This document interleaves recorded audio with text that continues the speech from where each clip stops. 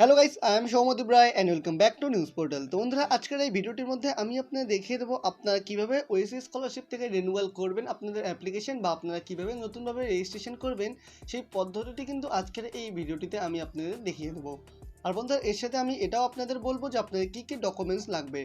তো বন্ধুরা, আপনারা ভিডিওটি শুরু থেকে শেষ অবধি কন্টিনিউ দেখুন, কারণ বন্ধুরা এই ভিডিওটিতে কিন্তু আমি আপনাদের পুরো স্টেপ বাই স্টেপ দেখিয়ে দেবো।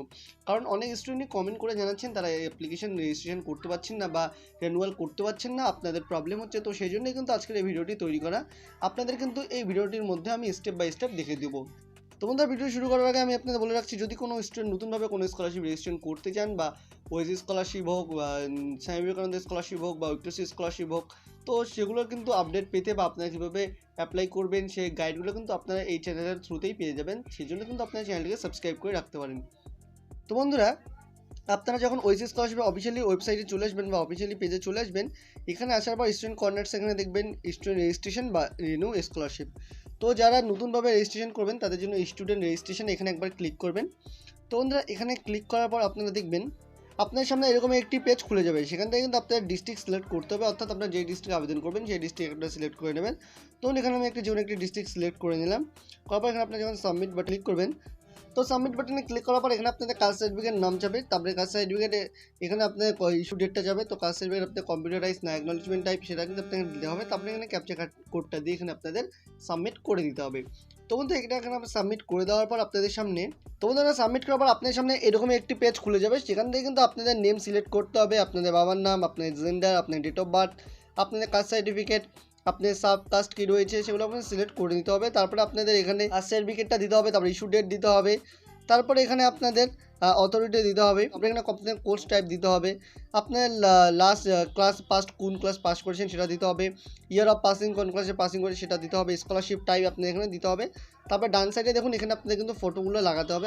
এখানে আপনাদের ফটো লাগাতে হবে, পাসপোর্ট সাইজ। তারপরে এখানে আপনার আধার কার্ড নম্বর দিতে হবে। যদি কোনো স্টুডেন্ট ওয়েস্ট বেঙ্গলের বাসিন্দা হয়ে কিন্তু বাইরে স্টেটে পড়াশোনা করেন, তো সেক্ষেত্রে এখানে আপনি সিলেক্ট করে নেবেন।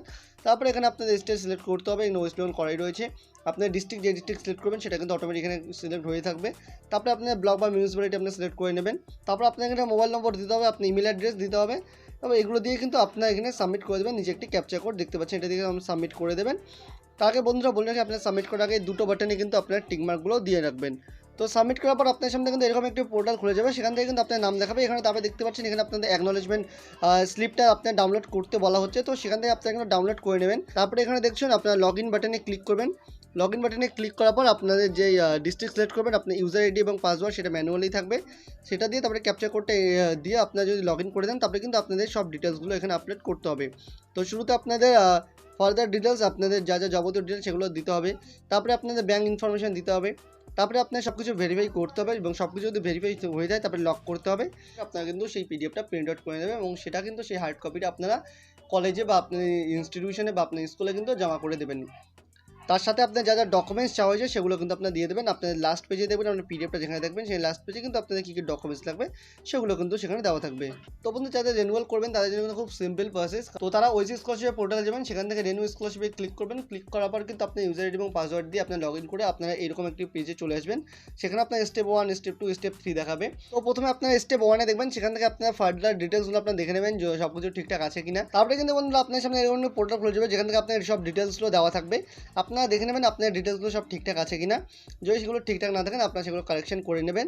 তারপরে এখানে আপনাদের ব্যাঙ্ক ডিটেলস দেওয়া থাকবে, আপনাদের আদার ডিটেলস সব কিছু দেওয়া থাকবে, আপনাদের ব্যাঙ্ক স্ট্যাটাস। তো এখানে আপনাদের ব্যাঙ্ক ডিটেলস দেওয়া থাকবে। আপনারা চাইলে আপনাদের ব্যাঙ্ক ডিটেলসগুলো চেঞ্জ করতে পারেন, আপনাদের ব্যাঙ্কের অ্যাকাউন্ট নম্বর বা আপনারা অন্য ব্যাঙ্কও অ্যাড করে দিতে পারেন, সেটা আপনাদের উপর ডিপেন্ড করছে, আপনারা কিন্তু চেঞ্জ করতে পারবেন। তারপরে এখানে আপনারা ভেরিফাই করে নেবেন আপনি সব কিছু ঠিকঠাক আছে কিনা। তার আগে বন্ধুরা বলেছি, আপনার যেখানে ইনস্টিটিউশন ডিটেলসে ওখানে আপনাদের যে অ্যাটেন্ডেন্স যাবে, তো সেগুলো কিন্তু আপনারা হিসাব করে বসিয়ে দেবেন। আপনারা মিনিমাম অ্যাটেন্ডেন্স 75% রেখে দেবেন। আর আপনার যদি কলেজ অ্যাটেন্ডেন্স থাকতে পারে তাহলে সেগুলো 180 বা 190-এর মধ্যে রেখে দেবেন। তারপরে আপনার যা ডিটেলস সেগুলো আপনারা দিয়ে দেবেন। দিয়ে দেওয়ার পর এখানে আপনারা ভেরিফাই অ্যান্ড লক করবেন। লক করার পর আপনি এখানে সাবমিট করে দেন যদি, তারপরে কিন্তু আপনাদের এখানে অ্যাপ্লিকেশনটা আপনাদের প্রিন্ট আউট করতে বলবে। সে প্রিন্ট আউট করলে কিন্তু আপনাদের অ্যাপ্লিকেশনটা হয়ে যাবে। দেখতে পাচ্ছেন আপনি অ্যাপ্লিকেশন প্রিন্ট আউট করার জন্য এখানে এরকম একটি পোর্টাল থাকবে, যেখানে ডাউনলোড অ্যাকনলেজমেন্ট ফর্ম থাকবে। তো সেখান থেকে ক্লিক করলে কিন্তু আপনাদের অ্যাকনলেজমেন্ট ফর্মটা ডাউনলোড করে নিতে পারবেন। আপনাদের অ্যাকনলেজমেন্ট ফর্মটা কিন্তু এরকমই হবে। তো বন্ধুরা, এইভাবে করলে কিন্তু আপনাদের ওয়েসিস স্কলারশিপের রিনিউয়াল বা নিউভাবে রেজিস্ট্রেশন সেটা কিন্তু দুটোই সম্পূর্ণ হয়ে যাবে। এবং আপনারা যদি এখানে অ্যাপ্লাই করে থাকেন তো সেখানে কিন্তু আপনারা টাকা পেয়ে যাবেন।